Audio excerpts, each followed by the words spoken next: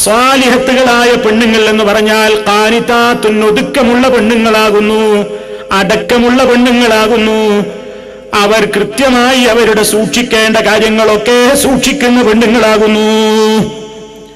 അത് റസൂൽ വിശദീകരിക്കുന്നു. ഈ ദുനിയാവിൽ വെച്ച് ഒരു പുരുഷന് കിട്ടാനുള്ള ഏറ്റവും വലിയ സമ്പാദ്യം എന്തെന്നോ? ഒരു പുരുഷൻ ഈ ഭൂമിയിൽ വെച്ച് കിട്ടാനുള്ള ഏറ്റവും വലിയ സമ്പാദ്യം ഒരു സാലിഹത്തായ പെണ്ണിനെ കിട്ടലാണ്. ആ പെണ്ണിന്റെ ലക്ഷണം എന്താണെന്നോ?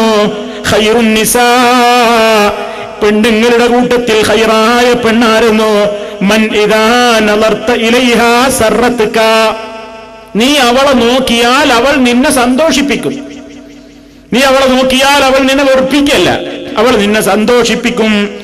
വൈദാ അമർതഹാ അതാഅത്ക, നീ അവളോട് വല്ലതും കൽപ്പിച്ചാൽ അവൾ നിന്നെ അനുസരിക്കും. വഇദാ ഗിബ്ത അൻഹാ, നീ സ്ഥലത്തില്ലാതെയായി കഴിഞ്ഞാൽ ഹഫിളത്ക, അവൾ നിന്നെ കാത്തുരക്ഷിക്കുന്നതാണ്, അവൾ പൊന്നുപോലെ സൂക്ഷിക്കുന്നവളാണ്. ഫീ നഫ്സിഹാ, നിനക്ക് മാത്രം ഹലാലായ അവളുടെ മേനിയുണ്ടല്ലോ, നിനക്ക് മാത്രം അർഹതപ്പെട്ട അവളുടെ ശരീരമുണ്ടല്ലോ, ആ ശരീരത്തിന്റെ കാര്യത്തിലും വമാലിക, നിന്റെ ധനത്തിന്റെ കാര്യത്തിലും അവൾ വളരെ സൂക്ഷ്മത പുലർത്തുന്നവളാകുന്നു എന്ന് നബി സല്ലല്ലാഹു അലൈഹി വസല്ലം പറയാം. ഈ ലക്ഷണങ്ങളാ വേണ്ടത് എന്നാണ്. എന്തൊക്കെയാ പറഞ്ഞത്? നീ അവളെ നോക്കിയാൽ സന്തോഷിപ്പിക്കണം നിന്നെ. അത് പെണ്ണുങ്ങൾക്ക് വേണ്ട ഒരു ലക്ഷണം. മറ്റുള്ളവരെ നോക്കിയാൽ സന്തോഷം തോന്നുക, പുതിയാപ്പളെ നോക്കിയാൽ ഒന്നുമില്ല. എന്നാ അങ്ങനെയാണ് പേരന്റെ ഉള്ളിൽ അവളെ പോലെ എല്ലാരും നോക്കിയാൽ സന്തോഷം തോന്നുന്ന ആര്? കഴിച്ചങ്ങായിക്കൊരു സന്തോഷമല്ല, ഓനക്കാകെ സന്തോഷം പുറത്തേക്ക് ഇറങ്ങുമ്പോഴാ. അപ്പോഴാണെങ്കിലോ അപ്പോൾ സീറ്റ് കിട്ടിയതാവും ബസ്സിൽ രണ്ടാളും കൂടി ഒന്ന് ചേർന്നിരിക്കുമ്പോ കണ്ടക്ടർ ഒന്ന് എനിക്ക് പെണ്ണുങ്ങളെ സീറ്റാ. പിന്നെ ആദ്യമായിട്ട് ഇവളെ കണ്ടപ്പോ ഒരു സന്തോഷം തോന്നിയ നിമിഷം അപ്പൊ ഒന്ന് കൂടി ചേർന്നിരുന്നതാ. വേറെ സന്തോഷമൊന്നുമില്ല. പെരിയിലെന്താ? പെരിയിൽ കരി വരേണ്ട ഒരു മാക്സിം മാറ്റി മണക്കുന്ന ഒരു കുപ്പായവും, അതുപോലെ തന്നെ അങ്ങേപ്പുറത്തും ഇങ്ങേപ്പുറത്തേക്കൊക്കെ പല രൂപത്തിൽ മണം വരുന്ന ഒരു തട്ടവും, ഈ ക്വാളിറ്റിയിലാണ് ഒരു രൂപമാണ് വീട്ടിന്റെ ഉള്ളിൽ.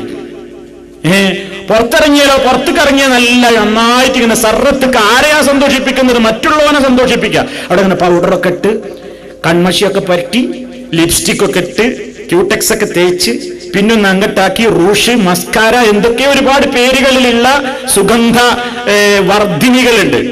ഒക്കെ ഉപയോഗിച്ച്, അല്ലെങ്കിൽ സൗന്ദര്യ വർദ്ധിനികളൊക്കെ ഉപയോഗിച്ചിട്ടാ പുറത്തേക്ക് ഇറങ്ങണം. അപ്പൊ അങ്ങനെ ഇറങ്ങുമ്പോ ഇതാ നളർത്തയിലേഹാ എന്ന് പറയുന്നത്, നീ അവളെ നോക്കിയാൽ അവൾ നിന്നെ സന്തോഷിപ്പിക്കും. നീ മാത്രമല്ല സന്തോഷിക്കണം, നാട്ടുകാരൊക്കെ സന്തോഷിക്കുക അവളെ കൊണ്ട് നോക്കിയിട്ട്.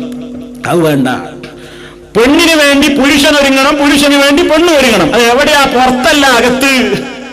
അകത്താ ഒരുങ്ങേണ്ടത്. ആഭരണമൊക്കെ നന്നായിട്ട് ഊരിയപ്പോ എവിടുന്ന്? അകത്തുണ്ട്. ഇത് അണിയലപ്പഴ പുറത്തേക്ക് പോകുമ്പോ. ആർക്കായി ആഭരണം? നിന്റെ സീനത്ത് ആർക്ക് കാണിക്കാനുള്ളതാ? വിശുദ്ധ ഖുർആൻ പറഞ്ഞില്ലേ, വലാ യുബ്ദീന സീനതഹുന്ന ഇല്ലാ ലിബൂലതിഹിന്ന, അവരുടെ ഭർത്താക്കന്മാർക്ക് വേണ്ടിയല്ലാതെ അവരുടെ ആടയാഭരണങ്ങളെ, അലങ്കാരങ്ങളെ അവർ വെളിവാക്കരുത്. അല്ലേ? അപ്പൊ അകത്ത് കയറിയ ഒക്കെ അയച്ചു വെച്ചു. പുറത്തേക്ക് അകത്ത് കയറിയ പൗഡർ ഇടുവോ? ഇല്ല. സുഗന്ധം ഉപയോഗിക്കോ? ഇല്ല. അകത്താതെ അനുവദിക്കപ്പെട്ടത്, പുറത്തേക്ക് പാടില്ല എന്നാ പറഞ്ഞത്. ഏതെങ്കിലും ഒരു പെണ്ണ് അടിച്ചു വീശുന്ന സുഗന്ധം ഉപയോഗിച്ച് പുറത്തേക്ക് ഇറങ്ങുന്നു. എന്തിനാ? ഞാൻ ഇറങ്ങുന്നുണ്ട് എന്ന് മറ്റുള്ളവരൊക്കെ ഒന്ന് കാണട്ടെ, എന്നിലേക്കൊന്ന് ആകർഷിക്കട്ടെ എന്ന ഉദ്ദേശത്തോടുകൂടി സുഗന്ധം ഉപയോഗിച്ചുകൊണ്ട് പെണ്ണ് പുറത്തേക്ക് ഇറങ്ങിയാൽ ഫഹിയ സാനിയ, ഫഹിയ സാനിയ, ഫഹിയ സാനിയ. റസൂൽ പറയണേ, അത് വേശ്യപ്പെണ്ണുങ്ങളുടെ സ്വഭാവമാണ്, അത് വേശ്യകളുടെ സ്വഭാവമാണ്. അവർക്കാണ് കസ്റ്റമറെ ആകർഷിക്കേണ്ടത്. നിനക്ക് ആകർഷിക്കേണ്ടത് നിന്റെ ഭർത്താവിനെയാണ്, അത് അകത്താവേണ്ടത്. ഇതാ ഇസ്ലാമിന്റെ നിയമം. അപ്പൊ ഇതാണ് ഭർത്തയിലേഹാ സർറത്തുക, നീ അവളെ നോക്കിയാൽ അവൾ നിന്നെ സന്തോഷിപ്പിക്കണം. അകത്ത് അതിന് വേണ്ട കാര്യങ്ങളൊക്കെ ചെയ്യണം. അകത്താണ് ഈ ഭർത്താവിന് ഇഷ്ടകരമായ വസ്ത്രം ധരിക്കേണ്ടത്. എന്തും ധരിച്ചോളൂ. ഭർത്താവിന് ഇഷ്ടകരമായ, ഇസ്ലാമിക വിരുദ്ധമല്ലാത്ത, മറ്റാരും കാണാത്ത നിലക്കല്ലേ, അവനവന്റെ ബെഡ്റൂമല്ലേ, ആ നിലക്ക് നിങ്ങൾ വസ്ത്രം ധരിച്ചോളൂ. വിമ്മിട്ടപ്പെടേണ്ടതില്ല, സന്തോഷിപ്പിക്കണം.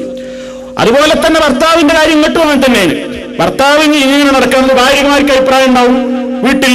ശരി, ഇസ്ലാമികമായിട്ട് തെറ്റല്ലാത്തതിലൊക്കെ നിങ്ങൾ ചെയ്തു, വിരോധമില്ല. അതേടൊപ്പം തന്നെ റസൂൽ പറയുന്നു, വൈദാ അമർതഹാ അതാഅത്ക, നീ അവളോട് കൽപ്പിച്ചാൽ അവൾ നിന്നെ അനുസരിക്കണം. അതാ നല്ല പെണ്ണ്. എന്ത് കൽപ്പിച്ചാലും അനുസരിക്കണോ? അത് വേണ്ട, അത് വേണ്ട.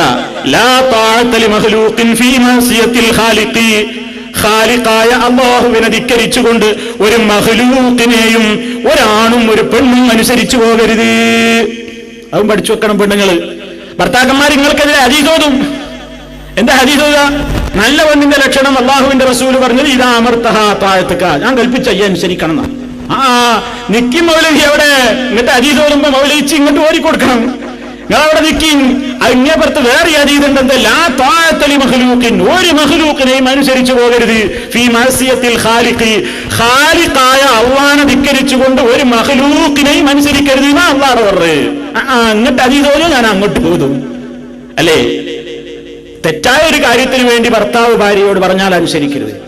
പെണ്ണ് പുറത്തേക്ക് ഇറങ്ങുമ്പോൾ അവൾ ഇസ്ലാമിന്റെ വേഷമൊക്കെ ധരിച്ചിറങ്ങുമ്പോൾ ഈ ചങ്ങാതി പറയണത് ഊരിവെക്കരുത്, അതൊന്നും എനിക്ക് കാണണ്ട, എനിക്ക് ആ തട്ടിടുന്നതും ആ വറുതൊന്നും എനിക്ക് പറ്റൂല, ഇനി സാരി ഉടുത്ത് അല്ലെങ്കിൽ മറ്റേ ഏതെങ്കിലും ഇവര് ചുരിദാർ എങ്ങനെയെങ്കിലും ഇവര് ഇബ്ലീസിന് ഇഷ്ടമുള്ള ഏതെങ്കിലും പുറത്തേക്കൊക്കെ കാണുന്ന നിലക്കുള്ളൊരു വസ്ത്രം പറയണവൻ.